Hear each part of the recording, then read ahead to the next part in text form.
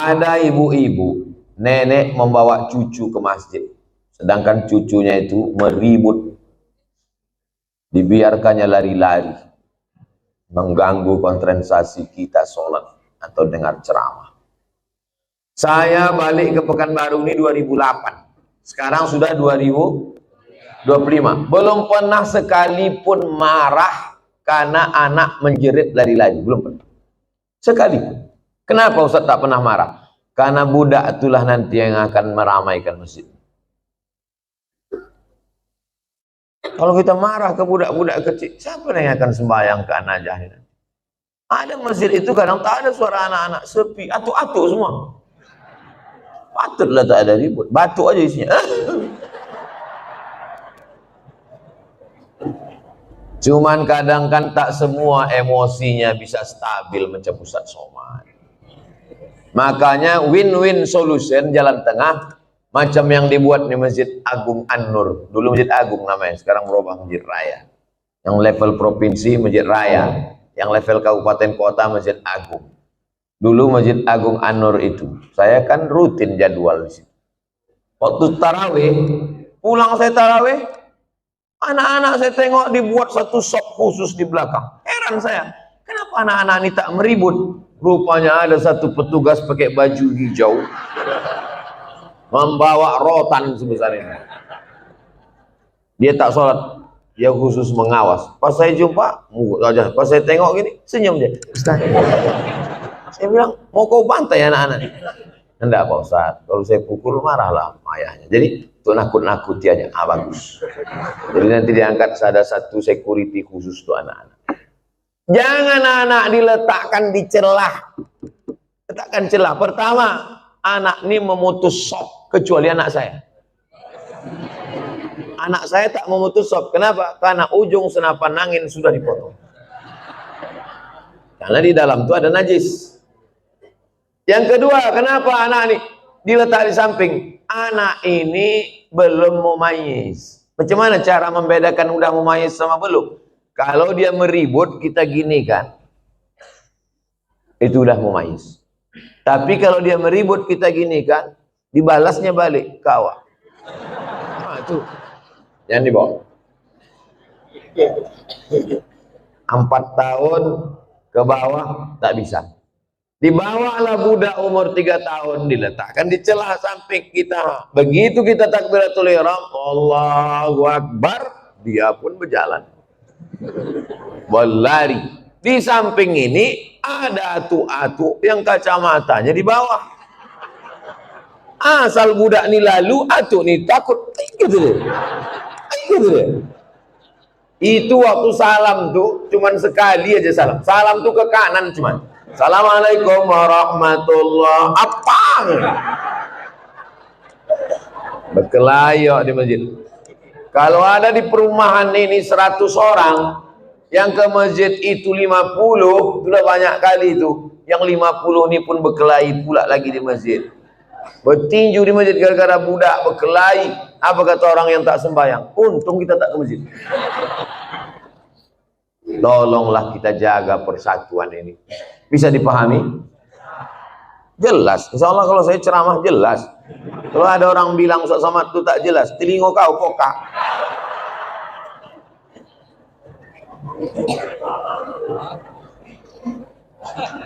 Bolehkah membaca Yasin di pemakaman, Pak Ustaz?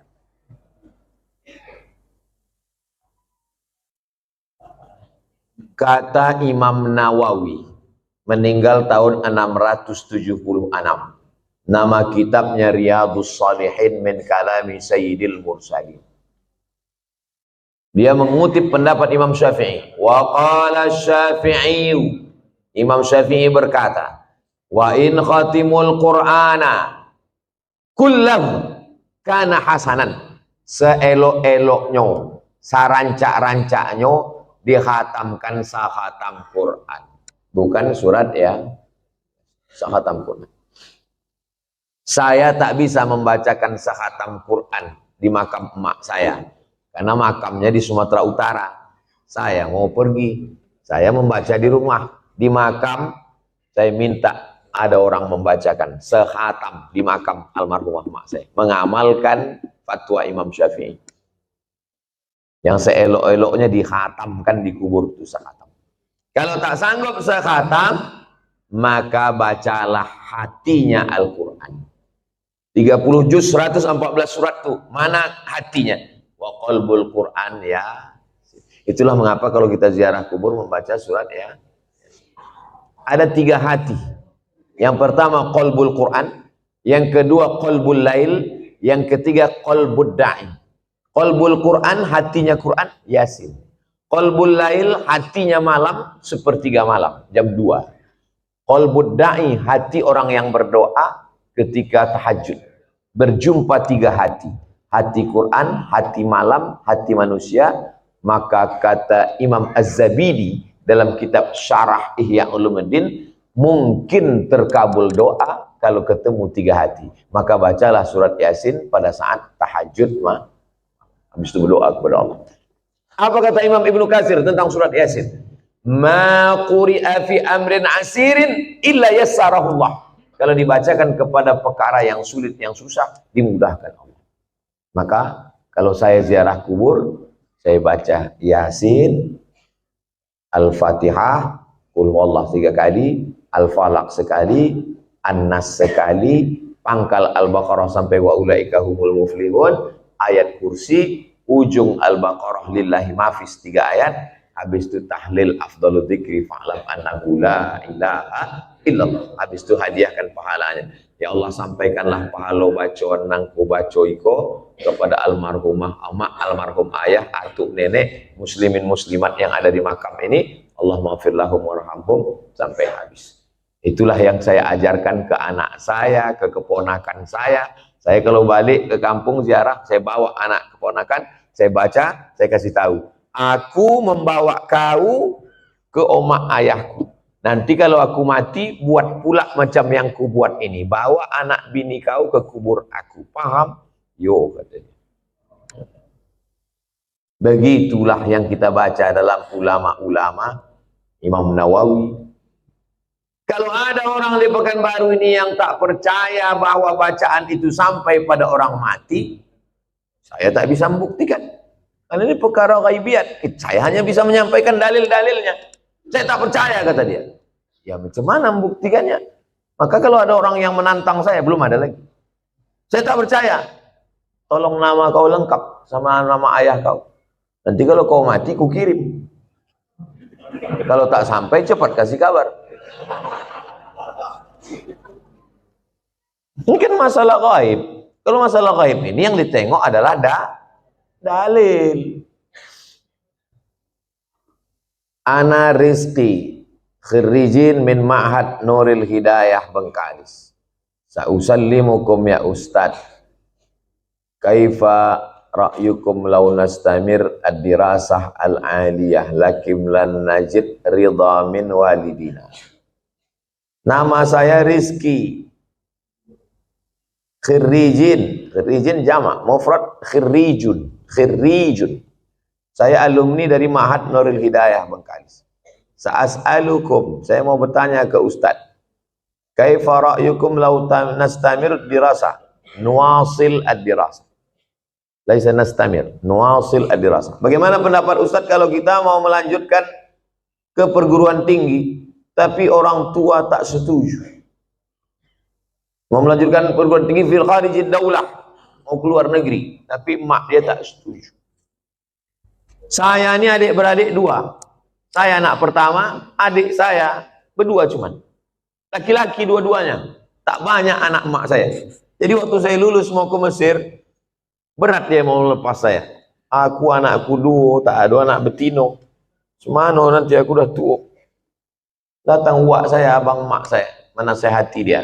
Harimau mati meninggalkan belang, gajah mati meninggalkan gading, manusia mati meninggalkan hutang.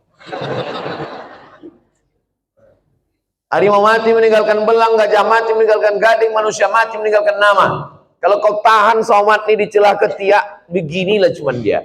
Tapi kalau kau lepaskan diri belajar, jadi orang dia, mengajar dia, mengalir pahalanya sampai hari kiamat. Betul cakap puasa itu.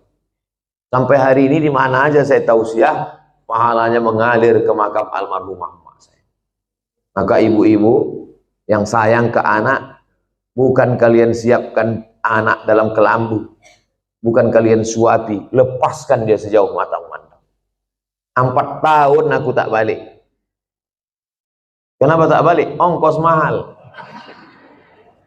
Sampai terpikir juga di kepala, jangan-jangan aku anak angkat, anak adopsi, balik. Sampai akhirnya 2017 saya daftar S3 ke Sudan. Waktu itu umur mak saya sudah 70 tahun. Saya suruh Muhammadiyah. Saya bilang, mak, saya mau mencoba dia, kuat tak dia? Mak sekarang udah 70, di rumah ini sendiri. Aku mau S3 ke Sudan. Nanti kalau S3 ini 2 tahun aku di Sudan tak balik-balik. Apa kata dia? Pergi kau ke Sudan sampai dokter baru kau balik. Kalau aku mati, matilah. Yang penting mengalir pahalanya. 70 tahun umur mak saya. Sampaikan video ini ke mak kau. Kalau tak mau juga dia nerima, tahu mak apa lah itu. Ibu kalau sayang sama anak, lepaskan dia sejauh mata mandang. Nanti dia akan balik pulang. Setelah saya punya anak, baru saya tanya, mak, berat rupanya berpisah sama anak. Oh iya. Macam mana mak dulu bisa berpisah sama aku 4 tahun? Asal udah dekat bulan puasa, air rayo, ku carilah budak-budak yang hitam macam kau. Ku bolikan baju, ku undang ke rumah, ku kasih makan. Hilang rinduku ke kau. Begitu rupanya cara dia. Kadang-kadang sedang mencuci di dapur, ku dengar suara kau main bau. Oh mak, bukan tanggung melepaskan anak itu. Sedang mencuci, didengarnya suara saya itu memanggil. Jadi ibu, lepaskanlah anak sejauh mata memandang. Biarkan dia belajar jauh. Nanti dia akan balik berbakti kepada ibu. Disenangkannya hati ibu. Dan kalian yang kuliah juga cita-cita tak usah banyak-banyak. Cita-cita satu aja, untuk menyenangkan orang. Saya dulu tak tahu mau jadi apa. Tak terpikir saya akan tabligh akbar, tak ada. Yang saya fokus adalah aku mesti kuliah S1, S2, S3. Nanti kalau sudah dapat ku ijazah 3, ku bawa ijazah ini ke Malaysia, aku mau jadi dosen. Sesudah aku dapat duit, akan ku senangkan oma ayah. Itu cuma, tak banyak, tak lain. Maka tak pernah saya berdoa lebih. Karena semua yang dikasih Allah lebih dari yang saya minta. Saya minta cuma S1, S2, S3, dikasihnya saya profesor. Saya cuma mau minta jadi dosen di Malaysia. Sekarang di mana aja saya bisa mengajar. Diminta di Universitas Sabah, diminta di Universitas Malaysia. Saya bilang, rektor, saya tak sanggup untuk mengajar per semester, saya mesti keliling. Saya datang 6 bulan sekali ya, 6 bulan sekali pun jadilah Pak Ustaz. Jadi setiap 6 bulan sekali saya datang kuliah. Bahagiakan orang tuamu. Lepaskan anakmu, wahai bapak ibu. Sejauh mata memandang di hari petang dia akan pulang. Dia tahu di mana letak sarang. Mati kalian, mengalir amal jariahnya. Walaupun nampaknya jawaban ini untuk mak ayah dia. Tapi video ini ditonton oleh ayah-ayah, mak-mak yang akan melepas anak. Karena pulang kami dari sini nanti, kami akan melepas 50 anak Riau yang akan berangkat ke Al-Azhar Kairo, Mesir. Seminggu yang lalu saya di Makassar, melepas 50 anak Makassar yang akan berangkat ke Mesir. Orang tuanya saya nasihati, anak-anaknya juga saya nasihati, supaya orang tua melepas anak. Karena kalau kita tahan anak kita ini, siapa yang akan melanjutkan dakwah ini? Saya tak mau anak saya sekolah agama, nanti kurus macam Ustaz Somad. Saya ini kurus bukan tak makan. Kalau ada pejabat-pejabat itu dapat ikan yang paling mahal, namanya ikan Napoleon, 1 juta harga ikan. Ada bupati, ada kapolres, ada dandim, ada kepala dinas. Yang pertama kali menyuap ikan 1 juta itu siapa? Abdul Somad. Apa kata orang itu? Silakan Pak Ustaz. Dikasihlah ketam kepiting sebesar piring besar, disingkel. Bupati tak berani makan, tentara gagah dan dim tak berani makan ketam. Polisi berseragam berpistol tak berani makan ketam. Tak kalian makan Pak, kolesterol Pak Ustaz. Saya makan ketam tuh habis. Hidup saya sampai sekarang. Berani Ustaz makan, baca doanya Pak. Apa doanya? Bismillahirrahmanirrahim, la yadurru ma'asmihi syai'un fil ardi wala fis sama. Ku sebut nama Allah, tak ada yang bisa memudaratkan baik di bumi maupun di langit. Nanti kalau saya sakit Pak Ustaz, aku tak tanggung jawab.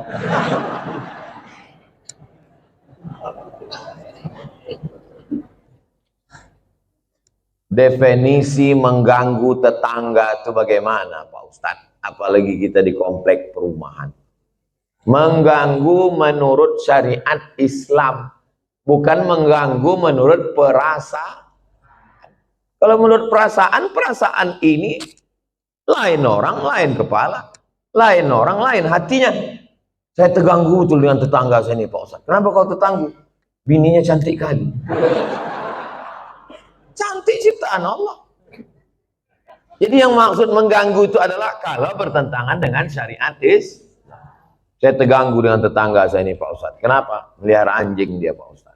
Oh, dalam Islam melihara anjing hanya boleh untuk menjaga kebun dari pencuri. Tempat kita aman, rumah rapat, maka tak ada alasan.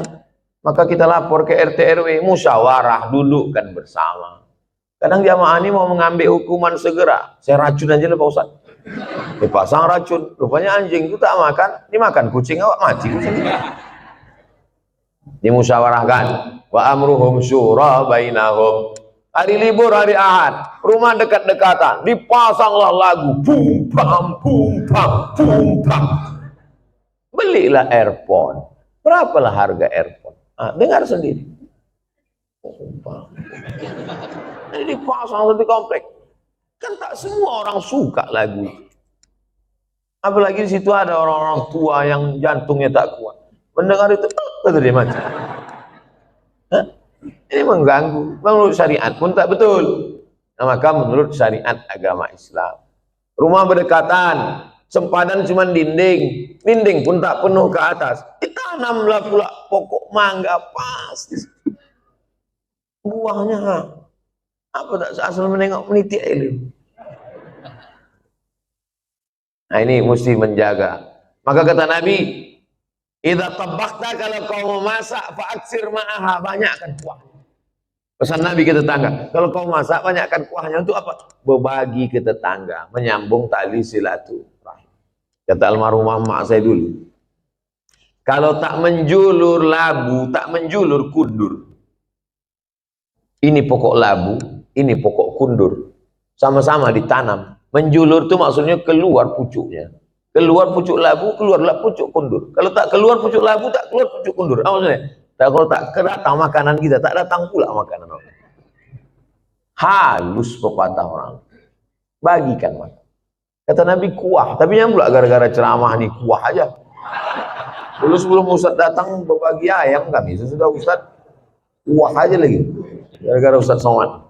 Nah, tahabu, saling berbagi hadiahlah kamu, maka kamu akan berkasih sayang. Malam Jumat jumpa wirid Yasin. Dulu begitu orang jumpa. Sekarang udah tak ada lagi jumpa. Jumpa pun di acara pesta nikah, walimah, udah tak bisa bertanya lagi. Dulu kau tanya, siapa menantu kau nih? Macam-macam mirip. Ini anak Pak Fulan. Oh, kakek mana juga mau balancik-lancian nih rumahnya udah. Wah. Sekarang tak bisa lagi ngobrol. Pas ditanya, itu anak siapa? Apa? Anak siapa? Suara musik. Bum bam, bum bam, bum bam. Tak ada lagi silaturahim. Biasa tanya, itu menantu kau? Apa? Tak ada lagi silaturahim. La salam wala kalam. Alhamdulillah, Masjid An-Najah ini tempat kita bersilaturahim. Datang ke masjid.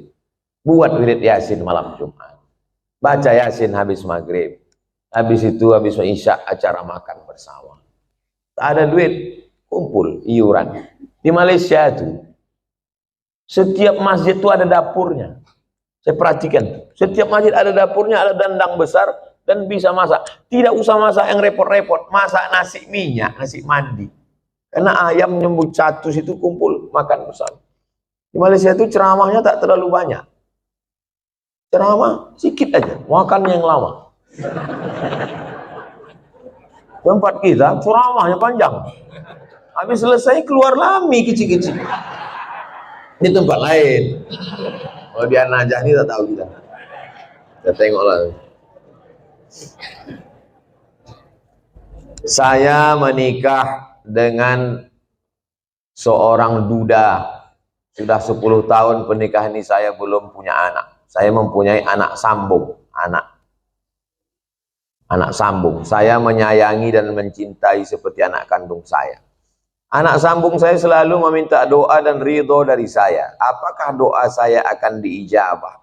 Karena saya bukan ibu kandungnya. Dan jika saya meninggal nanti, saya tak ditakdirkan untuk punya anak. Apakah doa anak sambung saya nanti sampai ke saya, Pak Ustaz? Yang pertama, ibu sama anak kandung tuh sama anak sambung nih sampai mati tak bisa menikah. Karena menjadi mahram mu'abbad namanya. Mahram mu'abbad menjadi mahram kekal selama-lamanya. Karena sudah menjadi menikah sama ayahnya. Itu yang pertama. Yang kedua, wudhu tak batal. Dalam mazhab Syafi'i. Yang ketiga, seandainya saya lewat di kuburan di depan Hotel Mutiara Merdeka dekat Leton. Saya mau pergi nih. Lewat kuburan itu saya baca doa. Assalamualaikum ya ala diyar minal mu'minin wa inna insyaallah bikum lahiqun yarhamullahu mustaqdimina wal mustakhirin nasallallahu wa lakumul afiyah Allahumma ighfir lahum warhamhum. Doa saya sampai apa tak sampai? Doa saya sampai apa tak sampai? Sampai. Padahal saya tak kenal sama orang itu. Sampai doa. Apalagi anak sambung. Kenapa ragu doa tak sampai? Oh, jadi doa sampai Pak Ustaz? Sampai. Lalu apa makna dalam hadis itu? Waladun solihun. Maksudnya, amal saya kepada orang mati itu sampai. Bukan tak sampai. Amal kita ini semua kepada orang mati sampai. Kalau tak sampai amal kita kepada orang mati, tak ada sholat jenazah.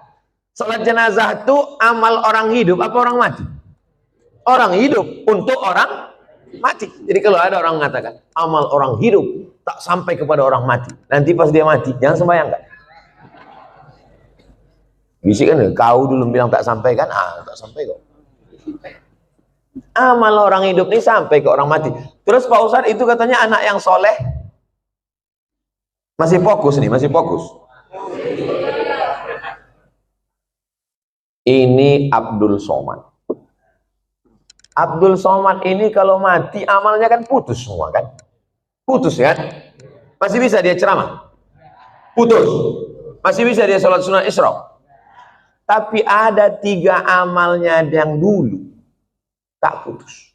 Yang pertama, shadaqatun jariyah. Disumbangkannya 2 sak semen ke Masjid An-Najah. Putus atau tak putus? Tak putus. Karena setiap hari orang sholat mengalir ke dia. Itu kan amal dia dulu.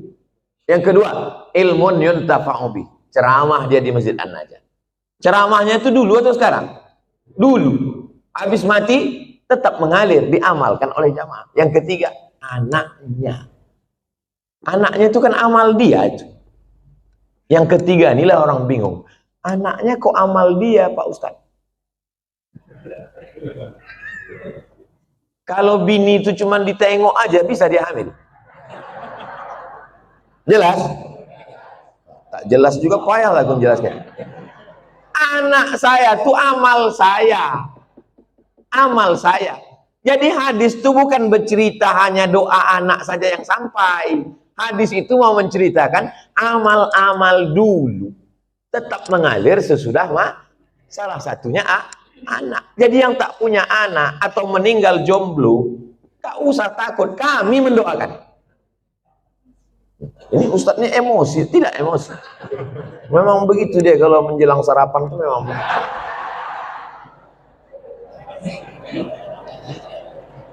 Seumur-umur saya membaca pertanyaan, inilah tulisan yang paling cantik.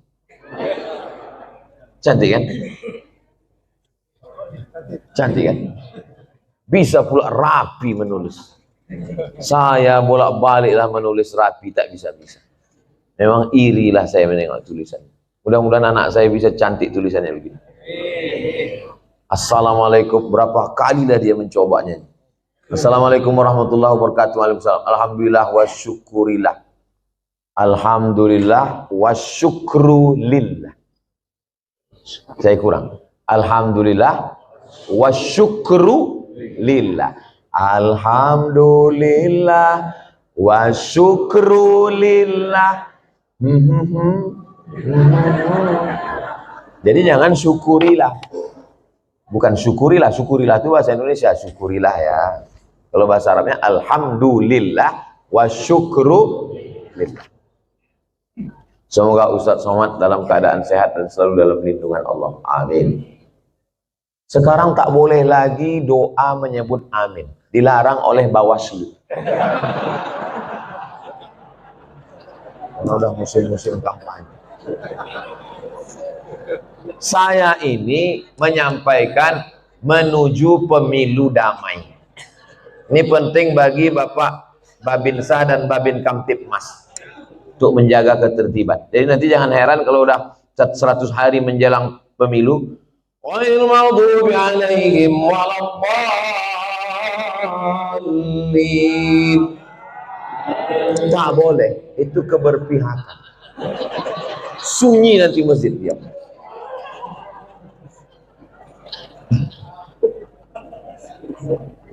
Saya mau bertanya Pak Ustadz, kiat-kiat agar ikhlas menerima ketetapan takdir Allah dan tetap berprasangka baik kepada Allah. Mohon doanya Ustadz untuk seluruh istri pejuang garis 2. Pejuang garis 2 itu maksudnya yang belum hamil. Kalau udah dipakainya tes spek itu kan 2. Ini penjelasan bagi yang belum berbini. Yang udah berbini pun tak paham juga. Bagaimana cara kita biar supaya rela menerima takdir Allah? Saya kalau datang bertamu ke rumah jamaah, Assalamualaikum Pak. Waalaikumsalam. Ustadz Somad, tolong doakan mak saya Pak Ustadz. Maknya di mana Pak? Maknya di dapur. Duduklah mak tuh di kursi. Berapa umur mak? 80. Belum bisa saya menerima. Karena mak saya meninggal umur 70. Dalam hati saya tetap, kok hidup mak dia, kok mati mak? Kok tak sempat makku ku bawa jalan-jalan ke Brunei, ke Malaysia? Kok tak sempat ku senangkan dia? Tak bisa hati saya menerima. Macam mana saya mau menceramahi jamaah? Marilah kita sabar menerima takdir Allah. Saya aja tak sabar. Tapi cara Allah menghibur saya. Habis saya tausiah datang ibu-ibu.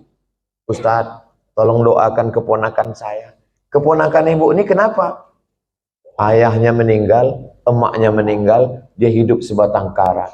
Anak SD kelas 2. Oh, sempat aku serumah 11 tahun sama emak. Dari 2008 ke 2019. Ini budak nih, kelas 2 SD sebatang kara. Ternyata yang membuat kita bisa sabar itu adalah ketika membandingkan dengan begitu cara Allah mengajar saya. Ayat tak mempan, hadis tak mempan. Kenapa tak? Saya yang berceramah, saya yang nyuruh orang sabar. Tak bisa saya terima. Tapi begitu dijumpakan Allah, oh rupanya. Maka diantaranya yang membuat kita kuat ini adalah dengan memperbanyak bercerita dengan orang.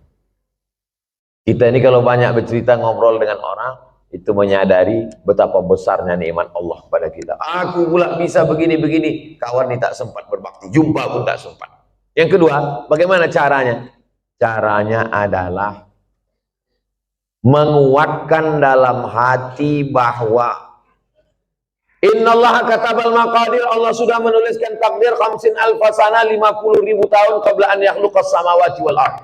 Sebelum Allah menciptakan langit dan bumi, Allah sudah menuliskan takdirku 50.000 tahun sebelum Allah menciptakan langit dan sengaja dihunjamkan terus ke kepala. Abdul Somad Allah sudah menuliskan 50.000 tahun sebelum menciptakan langit dan bumi bahwa kau sama emak kau itu cuma sampai 2019. Lebih dari itu bukan kuasa kau. Asal terlintas itu terus. Otak itu dihunjamkan dengan hadis itu. Yang ketiga, membuat sesuatu yang terus mengalir. Sedekah untuk santri, untuk Palestina. Asal teringat, baca Al-Fatihah. Teringat macam-macam, baca Al-Fatihah. Malam Jumat, baca Al-Kahfi, baca Yasin. Hadiahkan pahalanya. Undang anak yatim, fakir, miskin. 3 itulah cara untuk mengurangi beban hati kita. Allah berjanji kalau kita beribadah, "Falyabudu rabb hadzal bait", banyak-banyak beribadah. Allah cuma minta kita satu ibadah. Balasannya Allah kasih 2. At'amahum min ju' wa amanahum min khawf. Kalau kau lapar, Allah kasih kau makan. Kalau kau risau, amanahum, Allah beri kau aman, tenang. Syaratnya banyak ibadah. Perbanyak ibadah. Pagi sholat isyraq, sholat duha, malam bangun mandi, sholat sunat wudu, sholat sunat taubat, sholat sunat tahajud, sholat sunat hajat, zikir, banyak bertasbih, zikir 3 pilihan, zikir banyak, zikir pilihan 3. Pertama istighfar, yang kedua sholawat, yang ketiga afdalul zikri fa'lam annahu la ilaha illallah. Astaghfirullahaladzim, astaghfirullahaladzim, astaghfirullahaladzim. Kalau Tuhan membeli peniti, jangan ditusukkan ke sayur kubis. Kalau mik sudah mati, tandanya waktu sudah habis.